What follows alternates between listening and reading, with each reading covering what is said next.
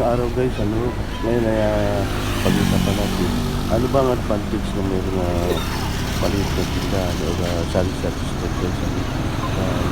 So ito nga ating vision guys ay ito sa ilang experience bilang isang sari-sari store owner guys na tungal na malinis ng misis ko.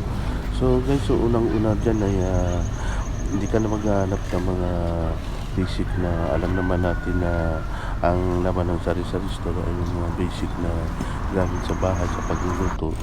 So kung may ganyan ka na guys, hindi ka na lalabas pa ng para bumili sa palengke o sa mga ibang tindahan dahil meron ka na dyan sa sarili mong pwesto guys sa luto. Yan ang una guys. Then pangalawa guys ay nakakatulong din ito sa budget ng ating sa pang-araw-araw na budget, lalo na kung may mga nag-aaral ng mga anak mo. So yung mga pamasahe nila, mga baon nila, pwede mo nang makuha dyan hindi ka nalalabas ng pera, kundi doon na mismo sa kita ng guys, ng maliit na tindahan. So malaking tulong ang isang kung may sari-sari store guys ay nakakatulong sa ating budget guys.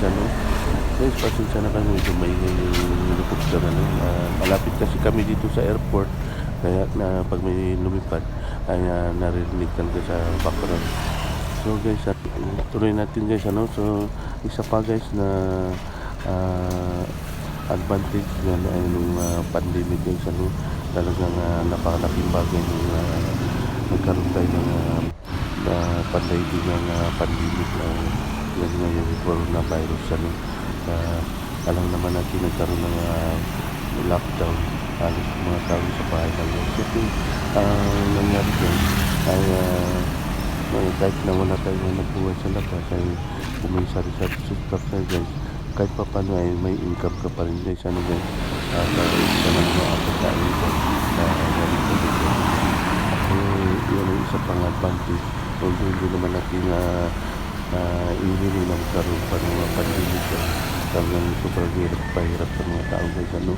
Pero yun ang naranasan namin na guys yung nagkaroon ng pandemic sa 2019 at yun ay nabubukas lang namin na ang store namin guys.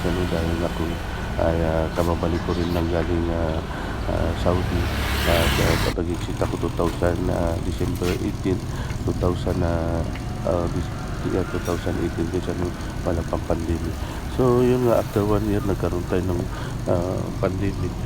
Yun nga, naranasan natin na napakahirap na sitwasyon ng lahat na naranasan natin guys. Kaya yun ang sinishare ko na kung may tindahan kami guys ay malaking tulong sa akin yung nagkaroon ng pandemic guys. So yun guys, ang isa pang advantage na mayroon kami ganito tindahan. Isa pa guys na nakatulong ito guys ay yung pagkukunan namin ng mga bills guys. Alam naman natin na buwan-buwan ay mayroon tayong binabayarang mga bills. So dito na tayo kumukuha sa ating kita ng ating tindahan guys. At paano ay nakakatulong kapag sa ating family budget guys. So guys, maraming salamat. Sana kuha niyo